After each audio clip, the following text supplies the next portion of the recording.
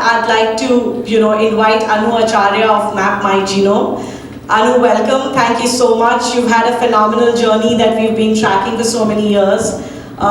You're someone who's spoken about things that need to be spoken about, inspired so many women, and always been very open to sharing your journey. So thank you so much. We're very glad that you're here today and sharing your time and your experience and your expertise with us. So I hand over to you. Thanks. I'll just talk a little bit about my journey in the last, it's been 18 years. Some of you are probably just about, had just been born and were 5-6 years old. But I started my entrepreneurial journey around that time. So it was in, when I was a little kid, I always dreamt big, but I didn't dream of becoming an entrepreneur. And it was because I grew up in a small campus town. I grew up in Kharagpur, which essentially all you saw was, you saw the tower and you said, that's where I want to go. So I wanted to go to IIT Kharagpur, which is where I ultimately ended up being.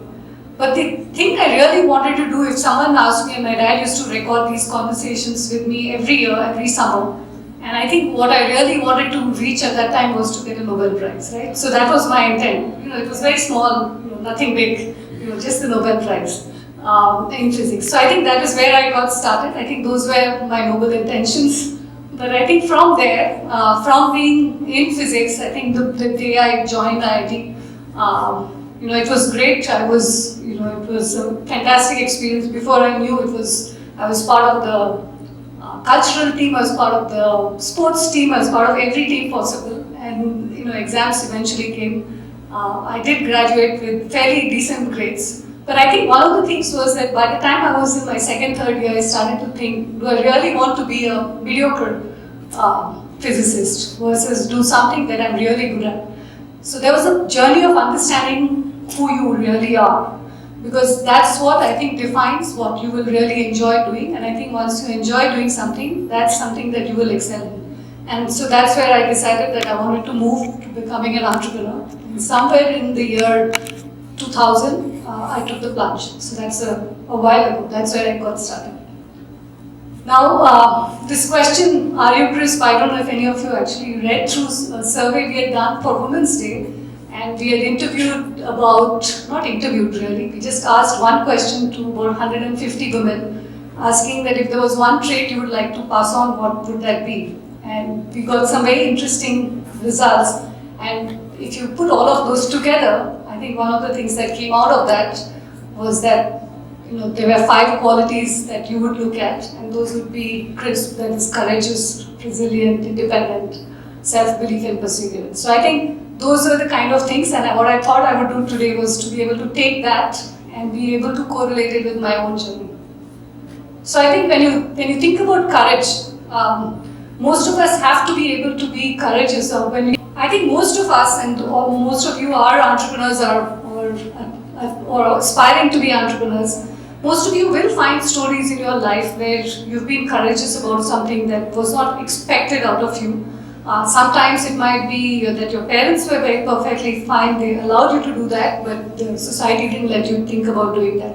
So I think when you're courageous, and it becomes easier to have courage when your family supports you to be courageous, but sometimes I think you can be courageous even if your family doesn't support you, so you can be a rebel. In my case, I was lucky, I was more got a lot of support from the family, but I always was courageous, whether it was to speak in front of a class, whether it was somewhere else. So I think that's part of, understanding that, find out those incidents in your life where you found the courage to be able to do something that was not expected out of you. Sometimes you think about who you are and you do that as well, right? And sometimes it's someone else outside who thinks that. So I think courage is something that I feel that has been naturally been there as what I think, but actually when you think about it in a real sense, it probably comes from a lot of other factors that were also there with us. So I think I like this quote which says, success is not final, failure is not fatal. It is the courage to continue that counts. And I think more so in entrepreneurship than anywhere else, because if you look through the history of a lot of entrepreneurs, there's been a lot of failures before they actually got there. So if you're faltering somewhere, I think the one thing that you probably shouldn't worry about is to say that, maybe I'm not cut out for this. But that's not true. I think for most entrepreneurs, there are 2 things that matter. whether they continue to build on the passion they were thinking about. And the second thing is clearly to be able to have some way or some way of thinking about it to be able to get past that journey. The second is resilience. So I think, when you think about entrepreneurship, and I don't know how many of you have been entrepreneurs for a long enough time, but you realize it's a roller coaster ride. Some of us enjoy it, some of us hate it. When you go to an adventure park, I think some of us totally enjoy it. I mean, I went to the world's fastest roller coaster, I wanted to do it 5 times. But some people will hate it, right? It just makes them nauseous. So I think in the end, it's about finding out whether that's the sort of a ride you want to go on or not. If you have, when someone said, you actually measure an entrepreneur whether how much they've been funded, I would say you've been an entrepreneur if you've been able to go through a cycle where you didn't have money in the bank and you were still able to keep your team and you were still able to find a way to be able to keep your team going. And I think that's your way of being able to say, are you able to do that? Have you been able to go through those challenges, had sleepless nights and still been able to go through that process of saying, I still want to build what I wanted to build. And when it's in tech, I think the good thing is that you don't need really large, heavy equipment to be able to do that. And I think when we first started, it was more a bioinformatics. So it was more like you're building something which was on computers. You didn't need very heavy equipment. So I think that's the thing that you need to be able to say that it's not going to be easy. And being a woman, it's going to be doubly hard. And I think those are things that you should take as part and parcel of what is there. But I think, given all of that, if you enjoy that, then you should definitely do it, regardless of what anybody else says. So I think smiling in the face of adversity is what brings us back. It's what makes us feel that we are part of that system and we get back. The third thing is, independence. Now, when you think about independence, my parents let me be independent. I could do whatever I was allowed, whatever I wanted to do. I was able to go where I wanted to go. And one of the things my dad did, which I still am thankful to him for, was that he used to pay us for a lot of things that we did when we were little. So, if you could paint a bike, you got a certain amount if you did something. And I think I was the only one in my family who would say, I want to be able to go up there and I'll negotiate for something else. And I think those skills help you when you go over there. And I think that's where I feel that I was given a lot of space to become who I am, and I do the same for my kids as well. And then there's obviously self-belief, and I think this to me is probably the most important thing, because in the end there are 3 people that matter, right?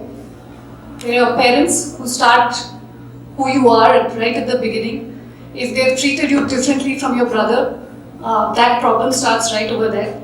Sometimes you might take it well, sometimes you might take it not so well. So it begins at home with your parents and your family. So if you have seen that, if it is all women, I think the likelihood of having all siblings as girls, more likely to see that problem doesn't arise. But in many cases, it might come. The second is peers, massive influence on yourself, right? So when I was growing up, I think our entire class, we had a very strong women-dominated class. So we had all the top positions always occupied by the women, whether it was in studies, whether it was in sports, whether it was in cultural activities and so on. And I think being part of that group of people makes you who you are.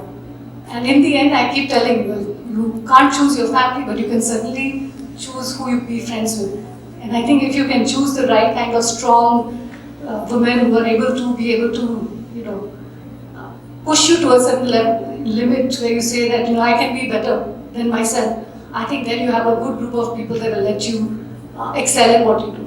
And the third is obviously, the society around you, because what you see, whether it's on TV or others, is what you are also feeling. So I think for me, luckily, it was easy to be able to do that, given that, one, chances of luck came probability-wise, came out well, had good peers, was in a nice campus town which didn't have a problem.